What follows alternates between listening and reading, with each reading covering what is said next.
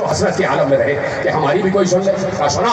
دوسری بات یہ ہے جب فیصلہ کرنا جسٹس صاحب تشریف فرمائیں میری بات پر ساتھ کریں گے، یہ آج جو نظام عدلیہ چل رہا ہے بیسس دے کر گئے ہیں مصطفیٰ اور مرتضیٰ، بنیادیں قائم کی ہیں مصطفیٰ اور مرتضیٰ نے۔ ایک بار کہا سنا، پہلی بات یہ ہے کہ مساوات رہے، کوئی تمہاری نگاہ میں نہ بڑا ہو نہ چھوٹا ہو، کوئی تمہاری نگاہ میں نہ قریب ہو نہ بعید ہو، سب کو یکساں نگاہ سے دیکھنا۔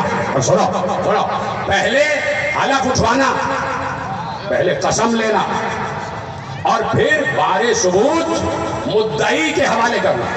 کہ پہلے قسم، جو مدعی ہے جو کیس فائل کر رہا ہے اس سے پہلے قسم اٹھواؤ کہ وہ اللہ کی کتاب پر ہاتھ رکھ کر قسم کھا رہا ہے کہ وہ اپنے دعوے میں سچا ہے۔ جب وہ قسم کھا لے تو اس سے کہنا اب تم ثبوت بھی پیش کرو، بارے ثبوت بھی اس کے سر پر۔ علی ایک چیز بتا رہے ہیں تاکہ کہیں حجت نہ رہ جائے، تاکہ کہیں کوئی نقص نہ رہ جائے، تاکہ کہیں کوئی کمزوری نہ رہ جائے۔ پھر کہا سنو گواہ ضروری ہے، گواہ ضروری ہے، اور کہا کہ سنو اگر کوئی یہ کہے کہ میرے پاس ابھی گواہ نہیں ہے اور میں گواہ لانا چاہتا ہوں تو اس کو اتنا وقت دو کہ وہ گواہ لائے، اور جب گواہ آ جائیں تو اپنے تدبر سے، میں نے پہلی تقریر میں عرض کیا تھا کہ عدل کی 4 شاخیں جس میں علم بھی ہے، جس میں فہم بھی ہے، جس میں حکم کی طاقت بھی ہے، اور جس میں علم کی گہرائی بھی ہے۔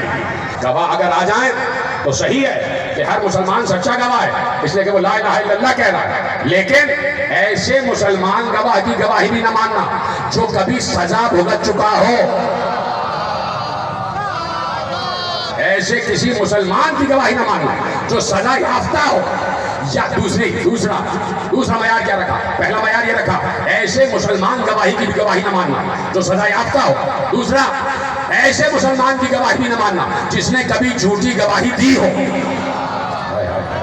آپ سے بہتر کون جانتا ہے آج عدالتوں کے باہر جھوٹے گواہ پھر رہے ہوتے ہیں، ہمیں 1000 روپے دو تمہاری لیے گواہی دے دیں گے، کہ ایسے گواہوں کی گواہی نہیں مانی جائے گی۔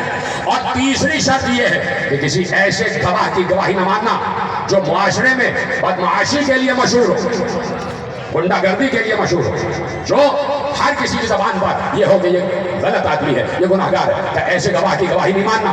کہ حاکم کو اور قاضی کو اپنے لوگوں کی شناسائی بھی ہونی چاہیے۔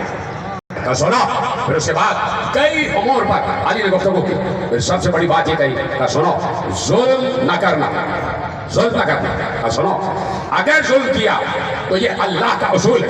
میں اپنے محترم بھائیوں کی خدمت میں، یہ ہمارے خلقی اعتبار سے بھائی ہیں، یہی تو مالک اشتر سے کہا تھا، مالک اشتر سے یہی کہا تھا کہ تمہارے 2 قسم کے بھائی ہیں، ایک تو وہ جو تمہارے ایمان میں مساوات کے بھائی ہیں، اور ایک وہ جو خلقت کے اعتبار سے تمہارے بھائی ہیں۔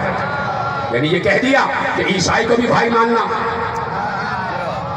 یہودی کو بھی بھائی ماننا، بت پرست کو بھی بھائی ماننا، سب کو بھائی ماننا، یہ سب تمہارے بھائی ہیں۔ تو کہا کہ سنو ظلم نہ کرنا، خبردار ظالم نہ بننا، اس لیے کہ اللہ کا یہ اصول ہے کہ جب کسی پر ظلم ہوتا ہے تو اللہ مظلوم کی طرف سے ظالم کا دشمن بن جاتا ہے۔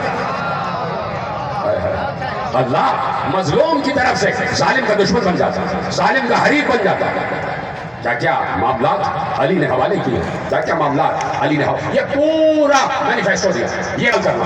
اور پھر جیسے صاحب آپ کی خدمت میں جملہ کہ جب حدود و تعزیرات کی بات آئی، کہا کہ جب تمہارے پاس قصاص کا مقدمہ آئے، جب تمہارے پاس حدود کا مقدمہ آئے، جب تمہارے پاس تعزیرات کا مقدمہ آئے تو خبردار کوئی فیصلہ نہ کرنا جب تک میرے سامنے پیش نہ کر لو۔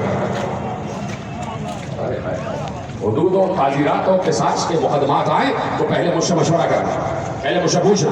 تو اس کا مطلب ہے کہ ہر دم متصل رہے ولی امر سے،